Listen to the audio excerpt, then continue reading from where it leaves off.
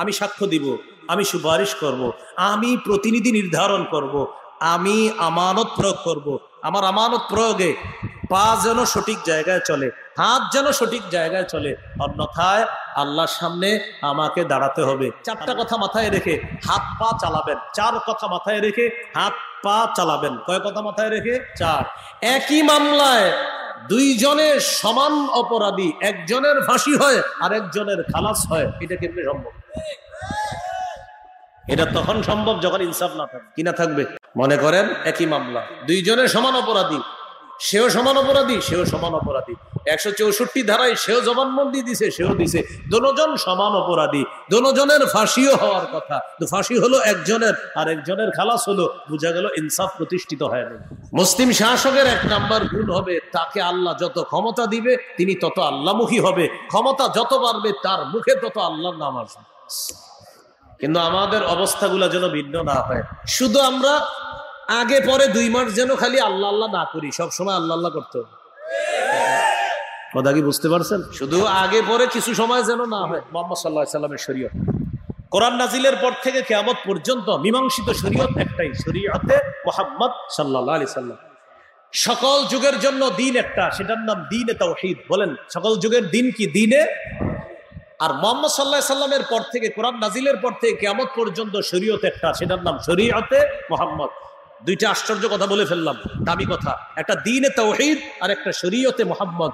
দ্বীনে তাওহীদ সকল যুগের দিন, আর শরীয়তে মুহাম্মদ কোরআন নাজিলের পর থেকে কিয়ামত পর্যন্ত শরীয়ত। আমি যাদেরকে পৃথিবীতে ক্ষমতায় অধিষ্ঠিত করি তারা 4টি কাজ করবে। আকামুস সালাহ, নাম্বার নামাজ প্রতিষ্ঠিত করবে। কি প্রতিষ্ঠিত করবে? তাহলে আমাদের দায়িত্বে এমন কাউকে আনা উচিত যে নিজেও নামাজি হবে, তাহলে তার দ্বারা নামাজ প্রতিষ্ঠিত হওয়া সহজ হবে। 2 নাম্বার,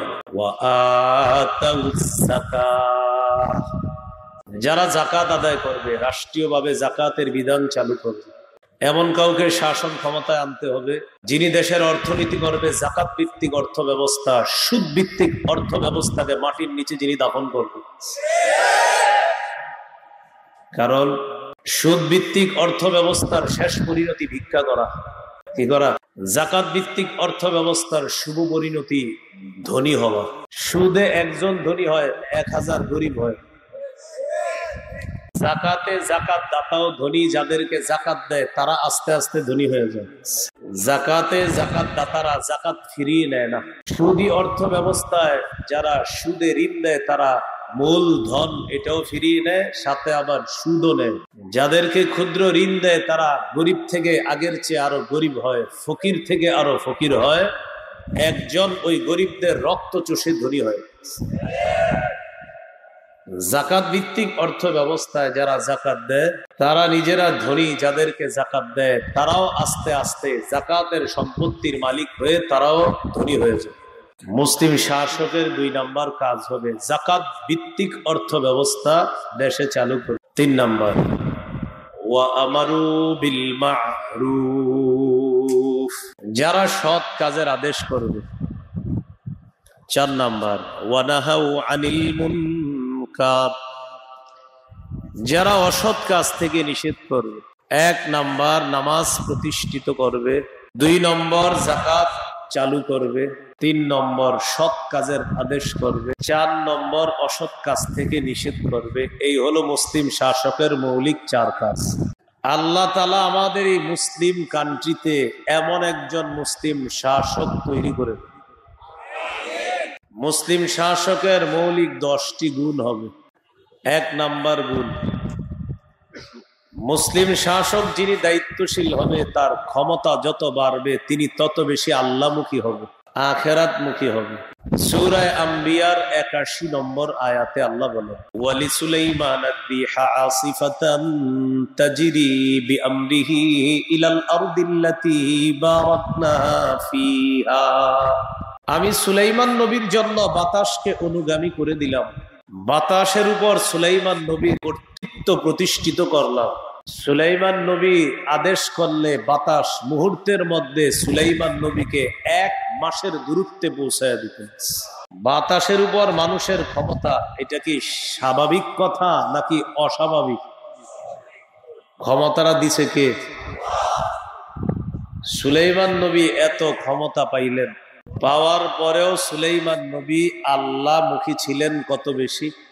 23 পারা 14 নম্বর পৃষ্ঠা সূরা সদের 30 নম্বর আয়াতে আল্লাহ বলেন, ওয়াহাবনা লিদাউদা সুলাইমান নি'মাল আবদু ইন্নাহু আওয়াব। আমি দাউদ নবীকে সুলাইমান নামে একজন সন্তান দিলাম। এই সুলাইমান আল্লাহ বলেন কতই না উত্তম বান্দা, ইন্নাহু আওয়াব। সুলাইমান খুব বেশি আল্লাহ অভিমুখী ছিলেন, ক্ষমতা যত বাড়ছে তিনি তত বেশি আল্লাহ অভিমুখী হয়েছেন। 19 পারা 16 নম্বর পৃষ্ঠা 17 নম্বর পৃষ্ঠা, এই 2 পৃষ্ঠায় দুজন শাসক সম্পর্কে আল্লাহ আলোচনা করেছেন, একজন দাউদ নবী আর একজন সুলাইমান নবী। সূরাতুন নামলের 15 থেকে 19 নম্বর আয়াত, 2 আয়াতে আল্লাহ দাউদ নবী সুলাইমান নবী সম্পর্কে আলোচনা করেছেন। দাউদ নবী হলেন ফিলিস্তিনের ইমানি শাসক। ইমানি শাসক মানে বনি ইসরাইল ফিলিস্তিন শাসন করছে 438 বছর, এর মধ্যে ইমানি শাসন ছিল 80 বছর। 80 বছরের মধ্যে 40 বছর ছিল দাউদ নবীর শাসন, 40 বছর ছিল সুলাইমান নবীর শাসন। 40-এ কত বছর হয়? 80 বছর। এই 80 বছর ছিল ইমানি শাসন। দাউদ নবী যে 40 বছর ফিলিস্তিনের শাসক ছিলেন, তখন ফিলিস্তিনের প্রায় 73% অঞ্চল দাউদ নবীর অধীনে ছিল। সুলাইমান নবীর অধীনে তো গোটা পৃথিবী আল্লাহ এনে দিচ্ছে। সুবহানাল্লাহ। তো বাবা এবং ছেলে আল্লাহর প্রশংসা কি পরিমাণ করতেন। সূরা নামলের 15 থেকে 19 নম্বর আয়াতে আল্লাহ বলেন, ওয়ালাকাদ আতাইনা দাউদা ওয়া সুলাইমানা ইলমা ওয়া ক্বালা আলহামদুলিল্লাহিল্লাযী ফাদ্দালানা আলা কাসীরিম মিন ইবাদিহিল মুমিনিন। আমি দাউদ এবং সুলাইমানকে ইলম দিলাম, বিদ্যা দিলাম। দাউদ এবং সুলাইমান নবী বললেন, সমস্ত প্রশংসা আল্লাহর, যে আল্লাহ আমাদেরকে তার অনেক মুমিন বান্দাদের উপর শ্রেষ্ঠত্ব দান করেছেন, ওই আল্লাহর প্রশংসা। বলেন তো দাউদ নবী সুলাইমান নবীর শ্রেষ্ঠত্ব দিয়েছেন কে? তারা দুইজন প্রশংসা করলেন কার? নেতৃত্ব এটা একটা শ্রেষ্ঠত্বের গুণ, এই গুণ দেয় কে? তো ওই ব্যক্তি শ্রেষ্ঠত্বের গুণে গুণান্বিত হয়ে প্রশংসা করবে কার? এটা মুসলিম শাসকের 1 নম্বর গুণ। তিনি যত বেশি ক্ষমতায় অধিষ্ঠিত হবেন তত বেশি আল্লাহমুখী হবেন। সুলাইমান নবী দাউদ নবীর উত্তরাধিকার হলেন। সুলাইমান নবী বললেন, হে মানুষ, আমাকে পাখির ভাষা শিক্ষা দেওয়া হয়েছে, আমাকে সব ধরনের নিয়ামত দান করা হয়েছে। পাখির ভাষা শিক্ষা দেওয়া, যিনি পাখির ভাষা বুঝেন, যোগ্যতাটা কি সাধারণ না অসাধারণ? সুলাইমান নবী এই যোগ্যতা পাওয়ার পর কি বলে দেখেন, ইন্না হাযা লাহুয়াল ফাদলুল মুবিন। এই যে পাখির ভাষার যোগ্যতা আমাকে দেওয়া হয়েছে, এটা আমার কোনো কৃতিত্ব না, এটা আল্লাহর পক্ষ থেকে স্পষ্ট অনুগ্রহ আমার প্রতি। তাই পাখির ভাষা আমি সুলাইমান বুঝি। এখানে একটা কথা মনে রাখেন, সুলাইমান নবী পাখির ভাষা বুঝতেন প্রকৃত অর্থে। কি অর্থে বলেন? প্রকৃত অর্থে, প্রতীকী অর্থে নয়। বলেন প্রকৃত, প্রতীকী। সুলাইমান নবী প্রকৃত অর্থেই পাখির ভাষা বুঝতেন, প্রতীকী অর্থে নয়। এটা কেন বললাম? অনেকের ঘরে হয়তো অনেকের বাংলা তাফসির আছে, ওই বাংলা তাফসিরে কোন তাফসির কারক লেখছে সুলাইমান নবী পাখির ভাষা বুঝতেন প্রতীকী অর্থে, তাফসির সঠিক নয়। সুলাইমান নবী প্রকৃত অর্থেই পাখির ভাষা বুঝতেন। এই জন্য বলে দিলাম, কি অর্থে নয়, প্রতীকী না, প্রকৃত, বাস্তবই বুঝতেন। এরপরে আল্লাহ বলেন, ওয়াহুশিরা লিসুলাইমানা জুনুদুহু মিনাল জিন্নি ওয়াল ইনসি ওয়াত তায়রি ফাহুম ইউযাউন। সুলাইমান নবীর সামনে জিন, ইনসান, পাখিকে সমবেত করা হল।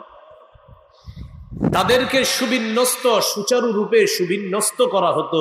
জিনকে, মানুষকে, পাখিকে পরিচালনা করতে গিয়ে সুলাইমান নবীর কষ্ট হতো না।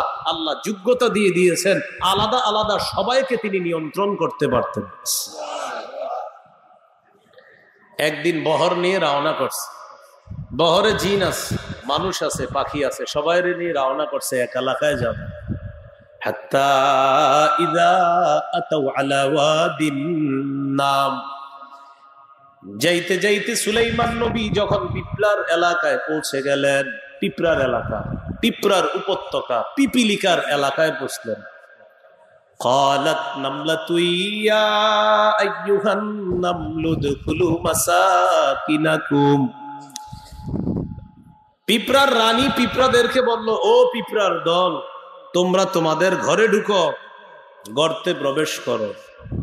লা ইয়াহতিমান্নাকুম সুলাইমানু ওয়া জুনুদুহু ওয়া হুম লা ইয়াশউরুন।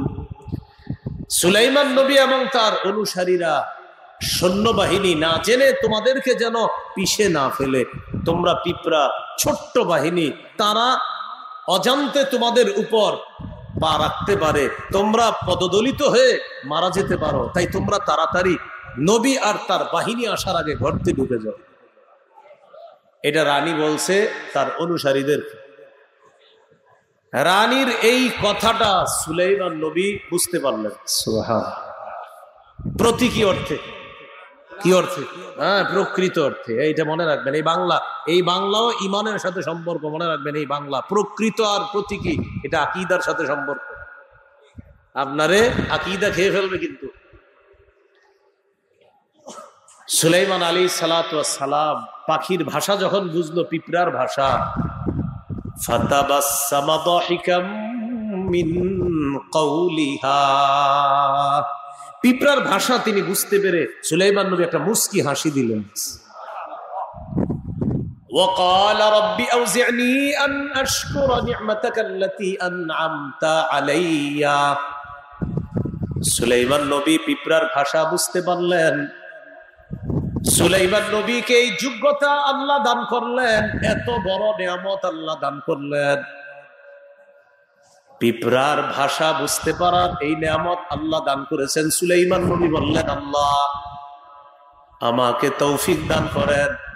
এই যে নিয়ামত দান করলেন, পিপরার ভাষা আমি বুঝতে পারলাম, আল্লাহ আমি যেন এই নিয়ামতের বেশি বেশি শুকরিয়া আদায় করতে পারি, আমাকে আপনি তৌফিক দিয়ে দেন।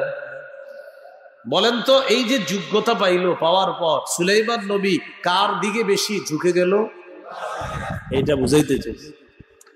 মুসলিম শাসকের এক নাম্বার গুণ হবে, তাকে আল্লাহ যত ক্ষমতা দিবে তিনি তত আল্লাহমুখী হবে। ক্ষমতা যত বাড়বে তার মুখে তত আল্লাহর নাম আসবে। কিন্তু আমাদের অবস্থাগুলো যেন ভিন্ন না হয়। শুধু আমরা আগে পরে 2 মাস যেন খালি আল্লাহ আল্লাহ না করি, সবসময় আল্লাহ আল্লাহ করতে হবে।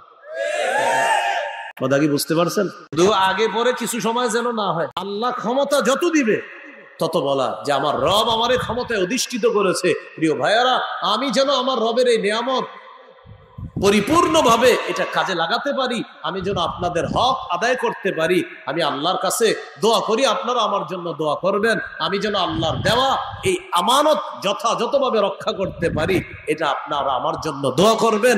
এই দোয়াটা নেতা প্রতিনিয়ত চাইতে হবে। এটা শুধু 2 মাস না, বরং যতদিন থাকবে ততদিন। এটা হলো 1 নাম্বার মুসলিম শাসকের গুণ। মুসলিম শাসকের 2 নাম্বার গুণ, ইনসাফ প্রতিষ্ঠিত করা। জোরে বলেন, কি প্রতিষ্ঠিত করা? ইনসাফ। গুরুত্বপূর্ণ কথা। 23 পারা 13 নম্বর পৃষ্ঠা সূরা সদের 26 নম্বর আয়াতে আল্লাহ বলেন, ইয়া দাউদু ইন্না জাআলনাকা খলিফাতান ফিল আরদ ফাহকুম বাইনান নাসি বিল হাক্কি ওয়া লা তাত্তাবি'ল হাওয়া ফায়ুদিল্লাকা আন সাবিলিল্লাহ। দাউদ, আমি আপনাকে পৃথিবীতে খলিফা বানাইলাম। খলিফা, আপনি মানুষের মাঝে ইনসাফের সাথে ফয়সালা করবেন। ওয়ালা তাত্তাবি'ল হাওয়া, আপনি নিজের কথা শুনেন না, খেয়াল খুশি অনুযায়ী ফয়সালা করবেন না, মন যা বলবে এই অনুযায়ী ফয়সালা করবেন না, বরং ইনসাফের সাথে ফয়সালা করবেন।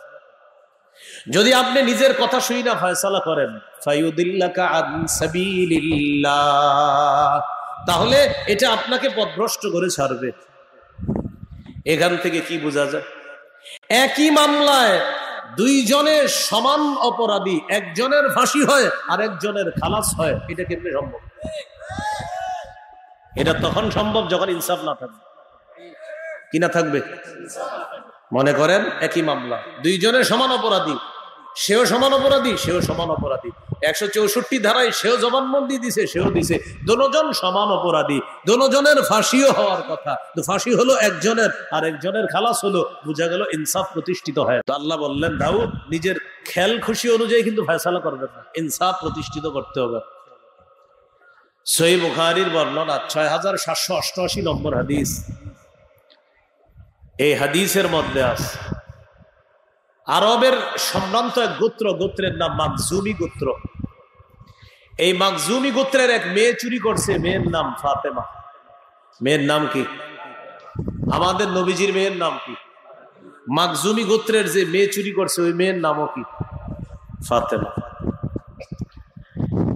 নেতৃস্থানীয় বংশীয় মেয়ে চুরি করছে, বিষয়টা নেতাদেরকে ভাবায়া তুললো, একটা মেয়ে ফাতেমা চুরি করছে, এখন তো বিধান অনুযায়ী তার হাত কাটা যাবে। কি করণীয়? নেতারা পরামর্শ করলো মুহাম্মদ সাল্লাল্লাহু আলাইহি সাল্লামের কাছে, বলে কয়ে দেখি একটু বিধানটা শিথিল করা যায় কিনা, যে হাত না কাইটা একটু বিচারটা শিথিল করা যায় কিনা। নেতারা বড় বড় সাহাবীদের সাথে পরামর্শ করলেন। মুরব্বী সাহাবীরা জবাব দিয়ে দিলেন, আমরা নবীর সাথে এই বিষয়ে কথা বলতে পারবো না, একজন পারবে, উসামা। এর নাম কি? ইবনে যায়েদ রাদিয়াল্লাহু তাআলা আনহুমা। হাদিসের ভাষা, ওয়া মাইয়াজতারিউ আলাইহি ইল্লা উসামা ইবনে যায়েদিন হিব্বু রাসূলিল্লাহি সাল্লাল্লাহু আলাইহি ওয়াসাল্লাম। এই বিষয়ে আল্লাহ নবীর কাছে দুঃসাহস দেখানোর মতো আমাদের কারো সাহস নাই, ক্ষমতা নাই।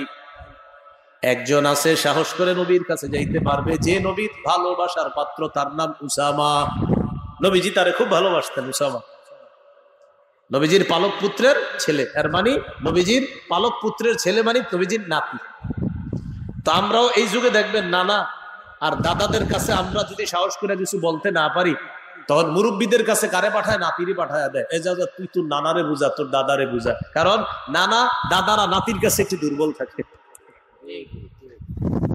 সাহাবায়ে কেরাম পরামর্শ করে পাঠাইছে কারে? উসামা ইবনে যায়েদ রাদিয়াল্লাহু তাআলা আনহুকে, কারণ সম্পর্কে নবী তার হয় দাদা, আর নবীও তারে খুব ভালোবাসে। এই রানে বসাইতেন উসামাকে, এই রানে বসাইতেন হযরত হাসানকে। সহিহ বুখারী 6003 নম্বর হাদিসে আছে, দুইজনের জড়ায়া ধরে বলতেন, আল্লাহুম্মা আরহামহুমা ফাইন্নী আরহামহুমা, আল্লাহ আমি আমার দুই নাতিরে খুব মায়া করি, আপনি ওদেরকে দয়া করেন। সুবহানাল্লাহ। এই সেই নাতি উসামা ইবনে যায়েদ রাদিয়াল্লাহু আনহুমা। উসামা ইবনে যায়েদ রাদিয়াল্লাহু তাআলা নবীজির কাছে গেছে, আপনার সাথে একটু কথা বলবো। বলো, ওই যে একটা মেয়ে ফাতেমা চুরি করছে, ওর তো হাত কাটা হবে, বিচারটা কি একটু শিথিল করা যায় না? নবীজি বুঝতে পারছে যে ওরে অন্য কেউ পাঠাইছে। নবীজি বললেন, তাশফাউ ফি হাদ্দিম মিন হুদুদিল্লাহ। উসামা, আল্লাহর বিধান শিথিল করার ব্যাপারে তুমি আমাকে সুপারিশ করছো? আমাদের নবী কি বললেন? উসামা, আল্লাহর বিধান শিথিল করার ব্যাপারে তুমি আমাকে সুপারিশ করছো? উসামা, ভেবে দেখছো কি বলতেছ? নবীজি বাহিরে আসছেন, আসার পর দেখে সাহাবায়ে কেরাম সহ নেতৃস্থানীয় ব্যক্তিবর্গরা দাঁড়িয়ে আছে। নবীজি সবার উদ্দেশ্যে লক্ষ্য করে বললেন, আল্লাহর কসম, লাউ আন্না ফাতিমাতা বিনত মুহাম্মাদিন সাল্লাল্লাহু আলাইহি ওয়াসাল্লাম সারাকাত লাকাতা মুহাম্মাদুন ইয়াদাহা। আরবের একজন সম্ভ্রান্ত বংশীয় মেয়ে ফাতেমা চুরি করার কারণে তোমরা আমার কাছে আসলা, তার এই বিধানটা যেন শিথিল করে দেই। নবী বলেন, আল্লাহর কসম, আমি মুহাম্মদ সাল্লাল্লাহু আলাইহি ওয়াসাল্লামের কন্যা ফাতেমা যদি আজকে চুরি করত, আমি নবী মুহাম্মদ আল্লাহর বিধান বাস্তবায়ন করার জন্য আমার মেয়ে ফাতেমার হাত আমি কেটে দিতাম। এটাকে বলে ইনসাফ। কি বলে? ইনসাফ। এটা গর্ব করে হাদিস সবাইরে শোনাই দেবে, শোনো আমাদের নবী কি বলে, শোনো, গর্ব করে শোনায় দিই। তাহলে চুরির করলে হাত কাটা, এটা হলো শরীয়তের আইন। কোনের আইন? শরীয় আইন। এখন কেউ যদি বলে আমি শরীয় আইন মানি না, এর মানে শরীয় আইন মানি না, এটা কে বলবে? এটা বলবে চোর, বলবে শরীয় আইন মানে না। কারণ চোর টেনশনে থাকবে, ওর হাত কাটা যাবে। দর্শনকারী বলবে শরীয় আইন মানবে না, কারণ দর্শন করলে যদি অবিবাহিত হয় তাকে 100 বেত্রাঘাত করা হবে। দর্শনকারী যদি বিবাহিত হয় তাহলে তাকে পাথর মেরে হত্যা করা হবে। মদখোর বলবে আমি শরীয় আইন মানি না, জিনাকারী বলবে শরীয় আইন মানি না, জুয়া খেলে সে বলবে শরীয় আইন মানি না। শরীয় আইন মানি না বলে তারা কোনো না কোনো অপরাধে অপরাধী। যারা শরীয় আইন মানবে না কারা বলেন? সবাই কোনো না কোনো অপরাধে অপরাধী যারা। কারণ শরীয় আইন প্রতিষ্ঠিত হলে চোরের হাত কাটা যাবে, চোর বলবে না দরকার নাই। শরীয় আইন প্রতিষ্ঠিত হলে ধর্ষকের বিচার হবে, বলবে দরকার নাই, যেমনি আছি এমনি ভালো আছি। তাহলে কোন অপরাধী শরীয় আইন চায় না। এই জন্য শরীয় আইন যদি টেস্ট করেও এদেশে যদি যে টেস্ট অন টেস্ট 1 মাস শরীয় আইনে যদি দেশ চলে, 1 মাসের মধ্যে চোর বাটপার যা আছে সব ঠিক হয়ে যাবে। চালায় দেখেন যারা নীতি নির্ধারক, বললাম তো যে টেস্ট করেন 1 মাস। কি করেন? টেস্ট করেন 1 মাস, মনে থাকবে নি? তাহলে শরীয়ত চায় না কারা? কোনো না কোনো অপরাধে অপরাধী যারা। এটা লিখে রাখবেন যে শরিয়া আইন চায় না তারা, কোনো না কোনো অপরাধে অপরাধী যারা। যদি বলে ভাই ব্যাখ্যা দেন, তখন ব্যাখ্যা দেওয়া শুরু করবেন। চোর চায় না, হাত কাটা যাবে। দর্শনকারী চায় না, 100 বেত্রাঘাত করা হবে অথবা পাথর মেরে হত্যা করা হবে। মদখোর চায় না, শাস্তি প্রয়োগ করা হবে। এইভাবে আপনি বলবেন শরিয়া আইন চায় না তারা, কোনো না কোনো অপরাধে অপরাধী যারা। মুসলিম শাসকের কয় নাম্বার গুণ গেল? 2 নাম্বার। 1 নাম্বার আল্লাহমুখী হবে, 2 নাম্বার ইনসাফ প্রতিষ্ঠিত করবে, 3 নাম্বার মুসলিম শাসক অন্যায়ের পথ পরিহার করে ন্যায়ের পথে চলবে। অন্যায়ের পথ পরিহার করে ন্যায়ের পথে চলবে।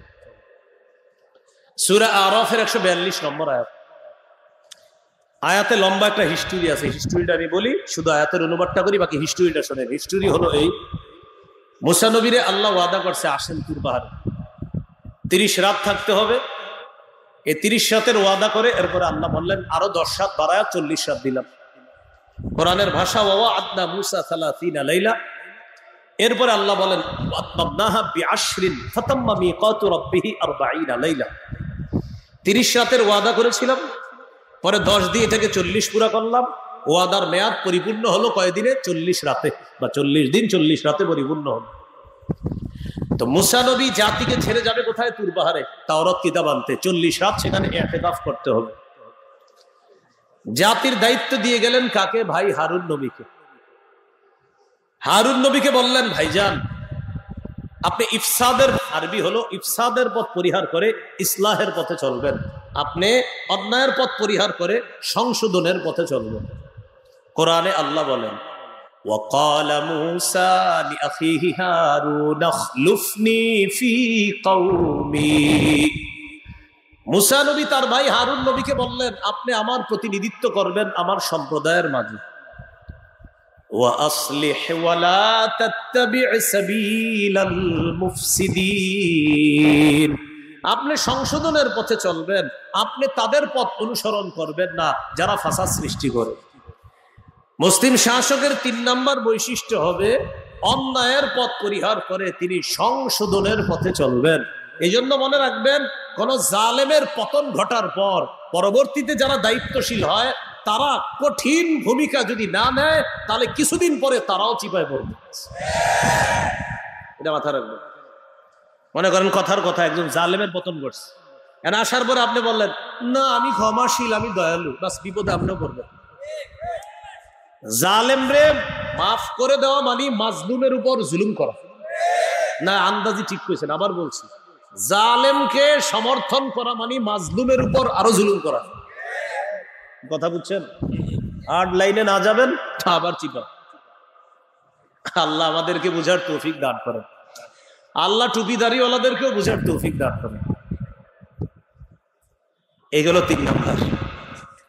4 নাম্বার মুসলিম শাসকের গুণ। এটা আমার সাথে একটু বলতে হবে, তাহলে মনে থাকবে। বলেন, শিষ্টের লালন, দুষ্টের দমন, ভালোকে লালন করা, খারাপকে দমন করা। এটা মুসলিম শাসকের 4 নাম্বার গুণ। কিন্তু আমরা দেখি চিত্র পুরা ভিন্ন। আমাদের এই দেশেও ভালো যারা তাদেরকে দমন করা হয়, খারাপদেরকে লালন করা হয়। 4 নাম্বার গুণ কি হবে? ভালোকে লালন, দুষ্টকে দমন করা। আর দুষ্ট যতদিন লালন করবেন ততদিন আপনি এদেশ থেকে অন্যায়, জুলুম, নির্যাতন আপনি বন্ধ করতে পারবেন না। ভালোকে লালন করতে হবে, খারাপকে দমন করতে হবে। সূরা কাহফের 83 থেকে 92 নম্বর আয়াত। এই 2 আয়াতে যুলকারনাইন বাদশার 2টি সফর সম্পর্কে আল্লাহ আলোচনা করছে। ওনার সফর মোট 3টা। এই আয়াতে আল্লাহ 2টি সফর সম্পর্কে আলোচনা করছে। একটা সফর পৃথিবীর একদম পশ্চিমে, যেখানে সূর্য অস্ত যায়। আরেকটা সফর পৃথিবীর পূর্বে, যেখানে সূর্য উদয় হয়। 3 নাম্বার আরেকটা সফর আছে, সেটা আমি বলছি একটু পরে, সেটা আমরা 5 নাম্বার গুণে আলোচনা করব। যুলকারনাইন বাদশার মোট 3টা সফর, এর মধ্যে 2টা সফর আমাদের আজকের 4 নাম্বার আলোচনার দলিল। একটা হলো পৃথিবীর একদম পশ্চিম প্রান্তের সফর, আর একটা পৃথিবীর পূর্ব প্রান্তের সফর। 16 নাম্বার পারা 1 নাম্বার পৃষ্ঠার শেষ 2 নাম্বার পৃষ্ঠার শুরু থেকে নিয়ে একদম শেষ পর্যন্ত আলোচনা আছে। আল্লাহ তাআলা বলেন, ওয়ায়াসআলুনাকা আন যিল কারনাইন কুল সাআতলু আলাইকুম মিনহু যিকরা। বাস 16 নাম্বার পারার প্রথম পৃষ্ঠা শেষ হলো। এইটা প্রথম পৃষ্ঠা শেষ। নবী, আপনাকে যুলকারনাইন বাদশা সম্পর্কে তারা জিজ্ঞাসা করে, আপনি বলেন আমি তোমাদেরকে এখন বলছি, তেলাওয়াত করে শোনাচ্ছি যুলকারনাইন বাদশার আলোচনা। কি আলোচনা? 2 নম্বর পৃষ্ঠা 16 নাম্বার পারার, সেখান থেকে আল্লাহ শুরু করতেছে। ইন্না মাক্কান্না লাহু ফিল আরদ ওয়া আতাইনাহু মিন কুল্লি শাইইন সাবাবা। সুলাইমান নবীকে আমি পৃথিবীতে অধিষ্ঠিত করলাম, যুলকারনাইনকে আমি পৃথিবীতে অধিষ্ঠিত করলাম, ক্ষমতা দান করলাম। বাদশাহ যুলকারনাইন তিনি তাওহীদবাদী একজন নেতা ছিলেন। আমাদের দেশে যারা ধর্মীয় দায়িত্বে আছে এখন, তারা এই আলোচনাগুলা মনে হয় কোরআন হাদিস থেকে পড়ে না। না পড়ার কারণে এরা শুধু অন্য ধর্মের প্রশংসা করে। আমাদের ধর্মেও যে আলোচনা আছে, আমি নিশ্চিত কোরআন হাদিস পড়ে না। সামনে বসান, আমি প্রমাণ করবো যে কোরআন হাদিস পড়ে না। বলছেন তো প্রমাণ করো। বৈশা বৈশা প্রশংসা করে কাজ। আল্লাহ পাক রব্বুল আলামিন বলেন, আমি যুলকারনাইন বাদশাকে পৃথিবীতে অধিষ্ঠিত করলাম, ক্ষমতা দান করলাম। ক্ষমতা দান করার পর ওয়া আতাইনাহু মিন কুল্লি শাইইন সাবাবা, আমি তাকে সব ধরনের উপকরণ দান করলাম। যুলকারনাইন বাদশার একটা যোগ্যতা আল্লাহ দিছে, তিনি যেখানে যাইতেন যা প্রয়োজন হতো আল্লাহ তাকে সেই উপকরণের ব্যবস্থা করে দিতেন। সেই উপকরণের কি করে দিতেন? ব্যবস্থা করে দিতেন। তো যুলকারনাইন বাদশা তিনি সফর করলেন। সফর করতে করতে পৃথিবীর একদম পশ্চিমে গেলেন। হাত্তা ইদা বালাগা মাগরিবাশ শামসি ওয়াজাদাহা তাগরুবু ফি আইনিন হামিআ। যাইতে যাইতে পৃথিবীর পশ্চিম প্রান্তে গিয়ে তিনি দেখলেন সূর্যটাকে এমন অবস্থায় পাইলেন যে সূর্যটা কাদা যুক্ত জলাশয়ের মধ্যে ডুবে যাচ্ছে। কাদাযুক্ত জল, পানি, পানির মধ্যে, জলাশয়ের মধ্যে যেন সূর্যটা ডুবতেছে ডুবতেছে, সেখানে একটা জাতি পাইলেন। তো সেই জাতির নেতাওকে যুলকারনাইন বাচ্চা, যেহেতু সারা পৃথিবীতে আল্লাহ তার ক্ষমতা অধিষ্ঠিত করছে, ওই জাতির ব্যাপারে আল্লাহ যুলকারনাইন বাচ্চাকে বললেন, কুলনা ইয়া যুলকারনাইনি ইম্মা আন তুআযিবা ওয়া ইম্মা আন তাত্তাখিযা ফীহিম হুসনা। আমি যুলকারনাইনকে বললাম, বাচ্চা আপনি তাদের ব্যাপারে হয়তো তাদেরকে শাস্তি দিবেন, না হয় তাদের ব্যাপারে ভালো কিছু গ্রহণ করবেন। যুলকারনাইন বাচ্চা বললেন, আম্মা মান যালামা ফাসাউফা নুআযিবুহু সুম্মা ইউরাদ্দু ইলা রাব্বিহি ফায়ুআযিবুহু আযাবান নুকরা ওয়া আম্মা মান আমানা ওয়া আমিলা সালিহা ফালাহু জাযাআনিল হুসনা। বাদশা যুলকারনাইন বললেন, তাদের ব্যাপারে আমার দুটি অপশন। এক নাম্বার, আল্লাহ যারা জুলুম করবে, যারা আমার দাওয়াত পাওয়ার পরেও জালেম থাকবে, ওদেরকে আমি দমন করব, ওদেরকে আমি কঠিন শাস্তি দিব।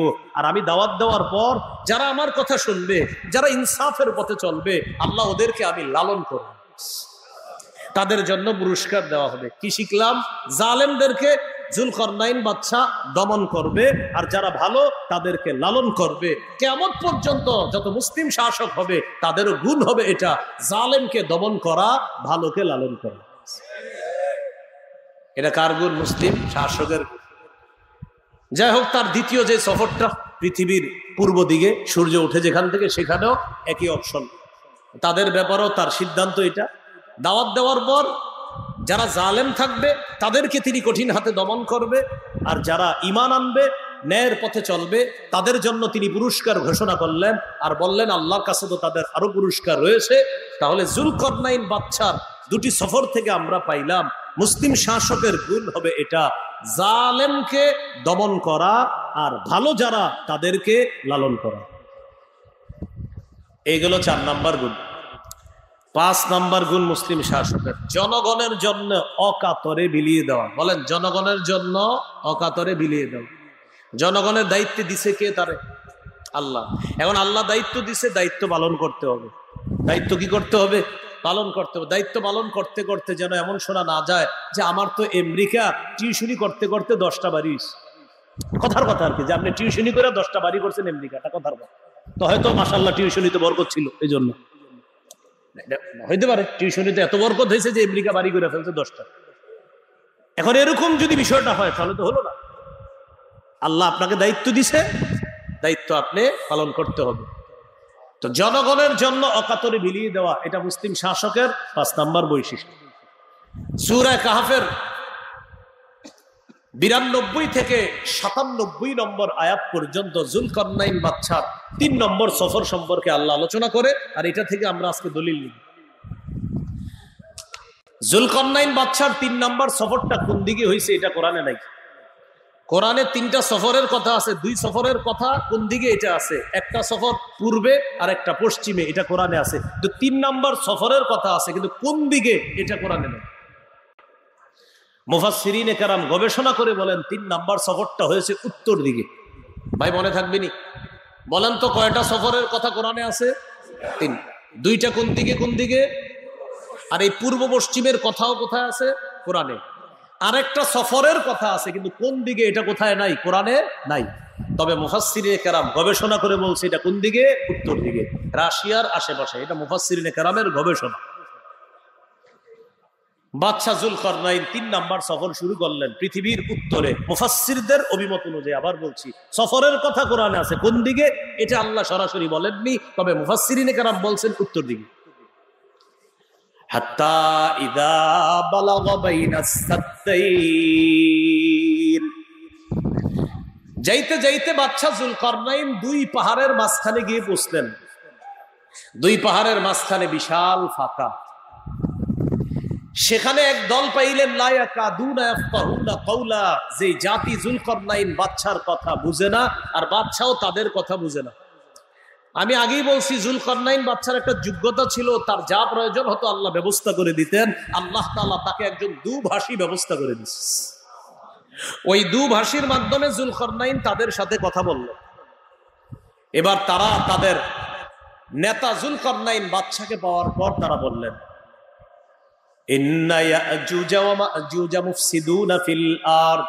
বাদশা, পাহাড়ের ওই পাশে দুটি জালেম গোষ্ঠী আছে, একটার নাম ইয়াজুজ আর একটার নাম মাজুজ। এরা আমাদের ঘর বাড়ির উপর আইসা লুটতরাজ চালায়া আমাদের সব সম্পদ হরণ করে নিয়ে যায়। বাদশা, আপনার কাছে আমাদের একটা আবদার, এই দুই পাহাড়ের মাঝখানে আপনি একটা পার্টিশন দিয়ে দেন, যেন ওরা আর এই পাশে না আসতে পারে।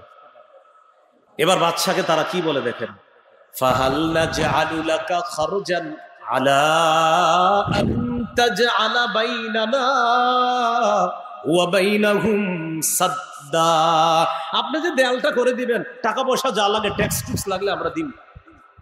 বাদশারে বলতেছে আমরা ট্যাক্স দিব। বাদশা জবাব দিলেন, ক্বালা মা মাক্কান্নী ফীহি খায়র।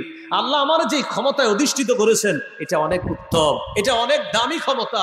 আল্লাহ আমাকে ক্ষমতা দিছে তোমাদের জন্য কাজ করার জন্য, তোমাদের থেকে নেওয়ার জন্য ক্ষমতায় বসাই নাই, তোমাদেরকে দেওয়ার জন্য ক্ষমতায় বসাইছে। দেয়াল করতে যা যা লাগবে আমি বাদশা নিজেই সব খরচ বহন করব। মুসলিম শাসকের 5 নম্বর গুণ কি জানি, জনগণের জন্য অকাতরে বিলিয়ে দাও। তাহলে বিদ্যুতের খাম্বা ঘরের সামনে আসছে, আসার পরে এখন বলে এখন ঘরে লাইন নেওয়ার জন্য ঘর প্রতি 7,000 দিতে হবে। কেন? কথার কথা 7 বা 5, এটা পাতিরা পকেটে নিবে, পাতিরা। কেন? আপনি তো বাজেট হয়েছে এটা প্রত্যেক ঘরে ঘরে বিদ্যুতের জন্য।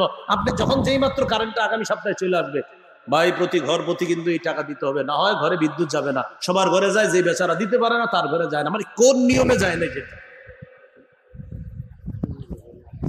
5 নাম্বার গুণ, জনগণের জন্য অকাতরে বিলিয়ে দেওয়া। আল্লাহর কাছে খুব বেশি দোয়া করেন, খুব বেশি দোয়া করেন। এই দেশে আল্লাহ যে কত নিয়ামত রাখছে, এই নিয়ামত গুলা যেন এটা ধরে রাখতে পারি আমরা, এই জন্য দোয়া করেন। চুষে বুষে যুলকারনাইন বাদশার সামনে ওই ইয়াজুজ মাজুজের মতো একদম সব শেষ করে দিচ্ছে। দোয়া করেন। এই দেশে খনিজ যে সম্পদ আল্লাহ রাখছে, অন্যান্য দেশ এটা নিয়ে আপনার তারা আশ্চর্য হয়ে যায় দেশের নিয়ামতের কথা শুনে। না, আমরা তো কিছুই দেখি না। তো 5 নাম্বার, জনগণের জন্য অকাতরে বিলিয়ে দেওয়া। এবার বাদশা তাদেরকে বললেন, তোমাদের একটি শক্তি খরচ হবে, পারবানি? কি করতে হবে? বাদশা বলেন, আইনুনি বিকুওয়া। তোমরা এক কাজ করো, তোমরা একটু শক্তি দিয়ে আমারে সাহায্য করবা। লোহার পাত আছে, এই পাতের ব্যবস্থা আমি করতেছি, পাতগুলা একটু তোমরা বহন করে আইনা 2 পাহাড়ের মাঝখানে রাখতে পারবা কিনা? তারা কই এটা কোনো ব্যাপার না, যেই জাতি পাহাড় কাইটা ঘর বাড়ি বানাইতে পারে এদের কাছে লোহা এটা কাঁধে করে আনা কোনো ব্যাপার না। তো তারা লোহার পাতগুলা 2 পাহাড়ের মাঝখানে এনে রেখে দিল। পাহাড়ের 2 মাঝখানে রাখতে রাখতে হাত্তা ইদা সাওয়া বাইনা সাদাফাইন, 2 পাহাড়ের একদম উঁচু স্থান পর্যন্ত হয়ে গেছে লোহার পাত, মানে মিডল বরাবর হয়ে গেছে, মাঝখানে পুরা লোহার পাত হয়ে গেছে। কিন্তু লোহার পাত দেওয়ার পর এটা যদি ইয়াজুজ মাজুজ এসে ধাক্কা দেয়, পড়ে যাবে। ধাক্কা দিলে কি হবে? তাহলে কি করা দরকার? মেডিসিন দিতে হবে। কি দিতে হবে? মেডিসিন, গলানো কিছু দিতে হবে। তখন বাদশা কি করলেন? তামা বা সীসা গলাইলেন। তখন তাদেরকে বললেন, এটা গলিত এই তামা বা সীসা, কেউ কেউ লেখছেন অন্য গলিত একটা পদার্থ এনে সেখানে বাদশা যুলকারনাইন ঢেলে দিলেন। তখনই তিনি বলেছিলেন, তোমরা আগুন জ্বালাও, উনফুখু ফিহা, আগুনের মধ্যে বাতাস দেওয়ার ব্যবস্থা করো। এই আয়াতে গবেষণা করে বর্তমান কামার শিল্প, কামার আছে না, কামার, ওই কামাররা দা লোহা বানায়, এটা কোত্থেকে? এই আয়াতের গবেষণা। ওই বাদশা যুলকারনাইন বলছিলেন, আগুন জ্বালাও, আগুনে ফু দেওয়ার ব্যবস্থা করো। তো ফু মানে বাতাস দেওয়ার ব্যবস্থা করো, এটা দাউ দাউ করে জ্বলবে। এরপর মেডিসিনটা এটার মধ্যে গলানোর ব্যবস্থা করো। এরপর বাদশা যুলকারনাইন ওই লোহার পাতের উপরে এই গলিত মেডিসিনটা ছেড়ে দিলেন। মজবুত একটা প্রাচীর তৈরি হয়ে গেল। বাদশা বললেন, ইনশাল্লাহ আর সমস্যা নাই, ইয়াজুজ মাজুজ এ পাশে আর আসতে পারবে না। তাহলে বলেন তো, দেয়াল করে দিছে, কিছু নিছে? এই গেল 5 নাম্বার। 6 নাম্বার মুসলিম শাসকের গুণ, মুসলিম শাসক জনগণের জন্য কিছু করতে পারলে সমস্ত কৃতিত্ব আল্লাহকে দিবে, নিজের কোনো কৃতিত্ব নিবে না। বলবে আল্লাহ আমারে তৌফিক দিছে তাই করতে পারছি, এটা বলবে, শুকরিয়া আদায় করবে। দলিল সূরা কাহাফের 98 নম্বর আয়াত, বাদশা জুলকারনাইন জাতির জন্য করতে পেরে তারা তার প্রশংসা করা শুরু করছে, আপনি অনেক সুন্দর একটা কাজ করছেন। জুলকারনাইন জবাব দিলেন, না না না, হাজা রাহমাতুম মির রব্বি, এটা আমার রবের দয়া, রবের দয়ায় তোমাদের জন্য কিছু করতে পারছি। ফুলছে, আরে ফুলছে, বাচ্চা কি ফুলছে না রবের অনুগ্রহ স্বীকার করছে? তা আমাদের একটা বদভ্যাস কি জানেন, আমরা মাইক পাইলে আমাদের পাশে যদি কেউ এসে বসে আর করে সময় হুজুর ওনার সম্পর্কে কিছু বলেন, তখন মনে করেন আমি শুরু করি বলা, তিনি এই, তিনি সেই, তিনি আমাদের এলাকায় খেটে খাওয়া মানুষের পাশে বারবার তিনি দাঁড়ায়। আসলে আজকে প্রথম আইছে, তো যিনি প্রথম আজকে আইলো তিনি বারবার কেমনে দাঁড়াইল না আমারে বুঝান। যদি বলেন না হুজুর প্রথমটাকেই বারবার বলা হবে, যদি এরকম কোনো বাংলা থাকে তো আমিও মেনে নিব যে প্রথম আশাকেই কি বলা হয় বারবার। যদি হয় তাহলে তো হয়েছি, মানে আমার জানা মতে প্রথম মানি বারবার না। যদি এরকম কোনো বাংলা থাকে না, কোনো নেতা কোনো এলাকায় প্রথম গাইলেও এটাও বারবার, তো হয়তো হইতে পারে এরকম কোনো বাংলা নিয়ম আছে, বাকি আমার জানা নেই। এখন আপনি মাইকে আমাদের মতো আলেমরা বাস বলতে থাকে তিনি এই, তিনি সেই, তিনি এই করেছেন, তিনি বারবার আমাদের পাশে দেয়। 48টা মিথ্যা কথা বলে, 2টা সত্য কথা। কেন আপনি এতগুলা কথা কেন বলতে হবে? উনি কি আপনারা বলছে যে হুজুর আমার সম্পর্কে আপনি বাড়ায় ইচ্ছা মতো কইতে থাকেন? কইছে আপনারা? কেন আপনার বলতে হবে এটা? বাদশা জুলকারনাইনের প্রশংসা করতেছে, বলতো থামো, হাদা রাহমাতুম মির রব্বি, কিসের প্রশংসা? এটা আমার রবের দয়া, আমার রবের প্রশংসা করতেছে। এ হলো মুসলিম শাসকের 6 নম্বর গুণ। মুসলিম শাসকের 7 নম্বর গুণ, এটা 3 বার বলবেন। বলেন, মুসলিম শাসক ঘুষখোর হবে না। আবার কোন জোরে, জোরে হয় না, আওয়াজ হয় না, আবার বলেন, কি খোর হবে না? আরো জোরে বলেন। সূরা নামলের 35-36 নম্বর আয়াত, 19 পারা 18 নম্বর পৃষ্ঠা। রানী বিলকিস এক এলাকার রানী।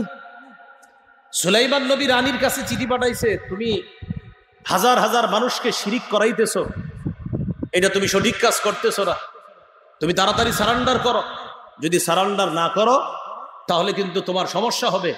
রানী চিঠি পাওয়ার পর নেতাদের সাথে পরামর্শ করছে, আফতুনি ফি আমরি মা কুনতু কাতিআতান আমরান হাত্তা তাশহাদুন, আমাকে তোমরা পরামর্শ দাও আমার এই বিষয়টা নিয়ে আমি কি করতে পারি, আমি তো তোমাদের উপস্থিতি ছাড়া কোনো সিদ্ধান্ত নেই না। সুলাইমান নবী তো চিঠি পাঠাইয়া দিছে, বাকি শোনো, কথা বুঝা শুনা কইবা। তখন তার নেতারা বলল, নাহনু উলু কুওয়া ওয়া উলু বাসিন শাদীদ ওয়াল আমরু ইলাইকি ফানজুরি মাযা তা'মুরিন।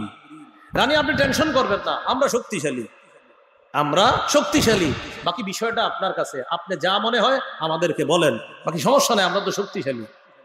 রানী বললেন, শোনো, শক্তির বাহাদুরি সব জায়গায় দেখাইলে হয়। ক্বালাত ইন্নাল মুলুকা ইযা দাখালু ক্বরিয়াতান আফসাদুহা ওয়া জাআলু আ'iজ্জাতা আহলিহা আদিল্লা ওয়া কাযালিকা ইয়াফআলুন।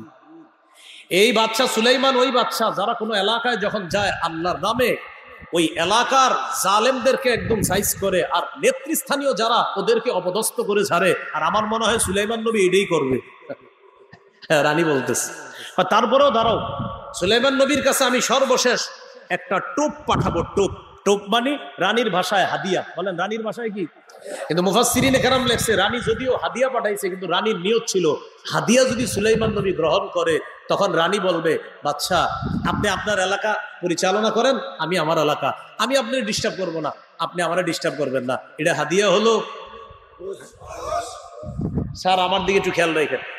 তো এটা কি খেয়াল রাখবো? ঠিক আছে, এটা কি? আপনি ওই বাড়িতে একটু ফল টল নিয়েন। ঠিক আছে, ফল টল নিবো, মানে কি খেয়াল রাখবেন? তো আপনি খেয়াল রাখতে বলেন কেন? এটা দিয়ে আপনি এমনি দিয়ে দিবেন, আবার খেয়াল রাখবে কেন? তো রানী হাদিয়া পাঠাইতেছে, কোরআনের ভাষায় কি বলে দেখেন, ইন্নী মুরসিলাতুন ইলাইহিম বিহাদিয়্যা ফানাযিরাতুন বিমা ইয়ারজিউল মুরসালুন। আমি বাদশার কাছে হাদিয়া পাঠাবো, দেখি যে দূতদের মাধ্যমে হাদিয়া পাঠাবো ওই প্রেরিত দূতরা কি জবাব নিয়ে আসে দেখি। রানীর উদ্দেশ্য হলো যদি হাদিয়া গ্রহণ করে তারপরে একটা বলবো, বাদশা আমার আর ডিস্টার্ব করেন না, আমি আপনার ডিস্টার্ব করবো না। এটা হাদিয়া হলো না ঘুষ? কি শিখলাম বলেন আমার সাথে? সব হাদিয়া। বলেন সব হাদিয়া। হাদিয়া না, বলেন সব হাদিয়া। বলেন কিছু হাদিয়া খেয়াল রেখেন। বলেন কিছু হাদিয়া কি রেখেন? খেয়াল রেখেন। ওই যে বলে দিয়া বলে স্যার একটু খেয়াল রেখেন না। রানী হাদিয়া পাঠাইছে। ফালাম্মা জাআ সুলাইমান, রানীর হাদিয়া নিয়ে সুলাইমান নবীর কাছে গেছে। যাওয়ার পর সুলাইমান নবী বললেন, আতুমিদ্দুনানি বিমাল ফামা আতানি আল্লাহু খায়রুম মিম্মা আতাকুম। আমারে তোমরা সম্পদ দিয়ে সাহায্য করবা? আমাকে আল্লাহ যা দান করেছেন তোমাদের চাইতে 1000 গুণ বেশি দামি, তোমাদেরকে যা দিয়েছেন এর চেয়ে 1000 গুণ বেশি দামি জিনিস আল্লাহ আমারে দান করেছে। আমারে হাদিয়ার নামে কিনতে চাও? যাও। পাঠায় দিছে হাদিয়া। রানীর কাছে হাদিয়া নিয়ে আসছে। রানী কামায় নাই, তাহলে কাজ হবে না, চলো সবাই যাই। কোথায়? সুলাইমান নবীর কাছে যাই। সবাই দলে বলে গিয়ে তার সাথে আল্লাহর কাছে সারান্ডার করে চলো। রানী আসছে। আসার পর সুলাইমান নবীর কাছে এসে লম্বা হিস্টোরি ঘোষণা দিলেন, ইন্নী আসলামতু মা সুলাইমানা লিল্লাহি রাব্বিল আলামিন। আমি সুলাইমান নবীর সাথে বিশ্বজগতের রব আল্লাহর কাছে আমি আত্মসমর্পণ করলাম, সারান্ডার করলাম, আমিও মুসলমান। মুসলিম শাসকের 7 নম্বর গুণ কি খুর হবে না? ঘুষখোর। আল্লাহ আমাদের দেশের প্রত্যেকটা নেতাকে আপনি এমন বানায়। 8 নম্বর, মুসলিম শাসক বা দায়িত্বশীল যিনি হবে তিনি রক্ষণাবেক্ষণ, বিশেষ করে হালাল অর্থনীতিতে তিনি পারদর্শী হবে। হালাল অর্থনীতি সম্পর্কে তার জ্ঞান থাকবে। 13 পারা 1 নম্বর পৃষ্ঠা সূরা ইউসুফের 55 নম্বর আয়াত। ইউসুফ নবী জামানার বাদশাকে বললেন, ইজআলনি আলা খাজাইনিল আরদ, বাদশা দেশের খাদ্য গুদামের দায়িত্বটা আমারে দেন। কেন? যাদেরকে রাখছেন ওদের দ্বারা খেয়ানত হবে, লুটে পুটে সব শেষ করবে, আমারে দায়িত্ব দেন। কেন? আগামী 7 বছর একটা ঘটনা ঘটবে, পরের 7 বছর ওই যে সেই স্বপ্নের ব্যাখ্যা। আমরা আলোচনায় যাচ্ছি না, শুধু এতটুকু যে বাচ্চা 7 বছর আর 7 বছর মোট 14 বছর আল্লাহ কিন্তু একটা পরীক্ষা নিবে। তো আপনি যদি খাদ্য গুদামের ব্যাপারে যথেষ্ট সচেতন না হন, বিপদ হতে পারে। বাচ্চা শোনেন, ইন্নী হাফিজুন, আমি রক্ষণাবেক্ষণকারী, আলিমুন, আবার অর্থনীতি সম্পর্কে খাদ্যের ব্যাপারে আমি যথেষ্ট জ্ঞান রাখি। ইউসুফ নবী বললেন। এখান থেকে কি বোঝা যায়? একটা জিনিস বোঝা যায়, সেটা হলো এই, অযোগ্য ব্যক্তিরা যখন নেতৃস্থানীয় পর্যায়ে থাকবে, যোগ্য ব্যক্তিরা এগিয়ে গিয়ে প্রয়োজনে তাদের থেকে নেতৃত্ব চেয়ে নিবে। যে আমারে নেতৃত্ব দেন, কেন? আমার দ্বারা খেয়ানত হবে না, আমার দ্বারা আমানত প্রতিষ্ঠিত হবে, এটা চেয়ে নিবে। এই গেল 8 নাম্বার গুণ। 9 নাম্বার, মুসলিম শাসক দায়িত্বশীল যারা হবে, এলাকার চেয়ারম্যান মেম্বার সহ যারা হবে, তারা আমানতদার হতে হবে। সূরা নিসার 58 নম্বর আয়াতে আল্লাহ বলেন, ইন্নাল্লাহা ইয়া'মুরুকুম আন তু'আদ্দুল আমানাতি ইলা আহলিহা। আল্লাহ তোমাদেরকে আদেশ করেন আমানত যথাযথ জায়গায় তোমরা যেন পৌঁছায় দাও। পরে দেখেন কি বলে, ওয়া ইযা হাকামতুম বাইনান নাসি আন তাহকুমু বিল আদল। মানুষের মাঝে যখন বিচার করবা, ইনসাফের সাথে বিচার করবা। আচ্ছা, আমানতের সাথে সাথে আল্লাহ হুকুমতের আলোচনা করছে। দেখেন, আমানতের সাথে সাথে হুকুমতের আলোচনা। এই আয়াত দ্বারা বোঝা যায় এখানে আমানত দ্বারা 1 নাম্বার আমানত, দেশের দায়িত্বে যারা থাকবে, আমাদের দায়িত্বে যারা থাকবে, তারা প্রত্যেকে আমানতদার হতে হবে। আর এই আমানত যথাযথ জায়গায় পৌঁছায় দিতে হবে। মানে আল্লাহ আমানতের সাথে সাথে হুকুমতের আলোচনা করছে, রাষ্ট্র ব্যবস্থার আলোচনা করছে। কেন? বোঝা যায় এখান থেকে আমানত দ্বারা 1 নাম্বার উদ্দেশ্য, রাষ্ট্র ব্যবস্থায় যারা থাকবে আমানতদার হতে হবে। 10 নাম্বার, এখন আমাদের নবীর শরীয়ত, মুহাম্মদ সাল্লাল্লাহু আলাইহি সাল্লামের শরীয়ত, কোরআন নাজিলের পর থেকে কিয়ামত পর্যন্ত মীমাংসিত শরীয়ত একটাই, শরীয়তে মুহাম্মদ সাল্লাল্লাহু আলাইহি সাল্লাম। সকল যুগের জন্য দিন একটা, সেটার নাম দ্বীনে তাওহীদ। বলেন, সকল যুগের দিন কি? দ্বীনে। আর মুহাম্মদ সাল্লাল্লাহু আলাইহি সাল্লামের পর থেকে, কোরআন নাজিলের পর থেকে কিয়ামত পর্যন্ত শরীয়ত একটা, সেটার নাম শরীয়তে মুহাম্মদ। 2টা আশ্চর্য কথা বলে ফেললাম, দামি কথা। একটা দ্বীনে তাওহীদ আর একটা শরীয়তে মুহাম্মদ। দ্বীনে তাওহীদ সকল যুগের দিন, আর শরীয়তে মুহাম্মদ কোরআন নাজিলের পর থেকে কিয়ামত পর্যন্ত শরীয়ত। একটা দ্বীনে তাওহীদ সকল যুগের দিন, আর একটা শরীয়তে মুহাম্মদ সাল্লাল্লাহু আলাইহি সাল্লাম। এখন যিনি শাসক হবেন তিনি শরীয়তে মুহাম্মদ অনুযায়ী দেশ চালাইতে হবে। সুবহানাল্লাহ। মুহাম্মদ সাল্লাল্লাহু আলাইহি সাল্লামের শরীয়ত অনুযায়ী তথা কোরআন সুন্নাহ অনুযায়ী দেশ চালাইতে হবে। এটা হলো 10 নাম্বার গুণ, কোরআন সুন্নাহ অনুযায়ী দেশ পরিচালনা করতে হবে। সূরা মাইদা আর 40 থেকে 50 নম্বর আয়াতে আল্লাহ বলেন ওয়া আনিহকুম বাইনাহুম বিমা আনজালাল্লাহ, আল্লাহ যেইভাবে বিধান নাজিল করেছে আল্লাহর বিধান অনুযায়ী মানুষের মাঝে ফয়সালা করেন, দেশ চালান আল্লাহর বিধান অনুযায়ী। এই আয়াতের শেষের দিকে আছে 50 নম্বর আয়াতে আফা হুকমাল জাহিলিয়াতি ইয়াবগুন, তারা কি জাহিলি যুগের আইন চায়? ওমান আহসানু মিনাল্লাহি হুকমান লিকাউমি ইউকিনুন, অথচ আল্লাহর চেয়ে উত্তম আইন বিচারক আর কে হতে পারে? বলেন তো সবচেয়ে শ্রেষ্ঠ বিচারক কে? আল্লাহ। কয়টা গুণের কথা বললাম? 10টা। কয় কাজ? 4 কাজ। মাশাআল্লাহ, মুসলিম শাসকের কয় কাজ? কয় গুণ? তো 10 গুণ শেষ হবে আনবেন না, তো বুঝেন না এটা? কয় কাজ? 4 কাজ। কয় গুণ? 10 গুণ। তাহলে 4 কাজ আর 10 গুণে গুণান্বিত। এই 10টি গুণ আমরা জানলাম। এবার সর্বশেষ আমার সাথে 4টা কথা বলেন। বলেন সাক্ষী, সুপারিশ, প্রতিনিধি, আমানত। আবার সাক্ষী, সুপারিশ, প্রতিনিধি, আমানত। একদম ঠান্ডা মাথায় এখন যা বলবো একটু আমার সাথে বলেন, পরে আমি একা বলবো, বাকি একবার বলেন। বলেন আমি কাউকে সমর্থন করা মানে তার পক্ষে সাক্ষী দেওয়া, তার পক্ষে সুপারিশ করা, তাকে জনগণের প্রতিনিধি নির্ধারণ করা, তার জন্য আমানত প্রয়োগ করা। তাহলে এবার শোনেন, মন দিয়ে শোনেন, ঠান্ডা মাথায় বলা লাগবে না। আমি কাউকে সমর্থন করা মানি আমি তার পক্ষে সাক্ষী দেওয়া। আমার সাক্ষ্য যদি ভুল হয় আল্লাহর কাছে দাঁড়াতে হবে। আমি কাউকে সমর্থন করা মানি তার পক্ষে সুপারিশ করা, যদি সুপারিশ ভুল হয় রবের কাছে দাঁড়াতে হবে। 3 নাম্বার, খেটে খাওয়া মানুষের প্রতিনিধিত্বের অথরিটি প্রদান করা, মানে আমি খেটে খাওয়া মানুষের দায়িত্বে কাউকে বসানো, ভুল যদি হয় আল্লাহর কাছে দাঁড়াতে হবে। 4 নাম্বার, আমি কাউকে সমর্থন করা মানে আমার আমানত তার পক্ষে রাখা, আমানতের খেয়ানত যদি হয় তা আল্লাহর কাছে দাঁড়াতে হবে। এই জন্য আগামীতে 4টা কথা মাথায় রেখে হাত পা চালাবেন। 4 কথা মাথায় রেখে হাত পা চালাবেন। কয় কথা মাথায় রেখে? 4। আমি সাক্ষ্য দিব, আমি সুপারিশ করব, আমি প্রতিনিধি নির্ধারণ করব, আমি আমানত প্রয়োগ করব। আমার আমানত প্রয়োগে পা যেন সঠিক জায়গায় চলে, হাত যেন সঠিক জায়গায় চলে, অন্যথায় আল্লাহর সামনে আমাকে দাঁড়াতে হবে। আল্লাহ পাক রব্বুল আলামিন আমাদের সকলকে মুসলিম শাসকের যেই 4 কাজ আর যে 10টি গুণের কথা বললাম, আমরা আল্লাহর কাছে দোয়া করব এই গুণে গুণান্বিত আর এই 4 কাজের যোগ্যতা রাখে চেয়ারম্যান মেম্বার থেকে নিয়ে দেশের দায়িত্বশীল যারা প্রধান থেকে নিয়ে সকলকে যেন আল্লাহ এই গুণে গুণান্বিত বানিয়ে দেয়, এবং নতুন করে যারা আসবে সবাইকে যেন আল্লাহ এই গুণে গুণান্বিত করার তৌফিক দান করেন।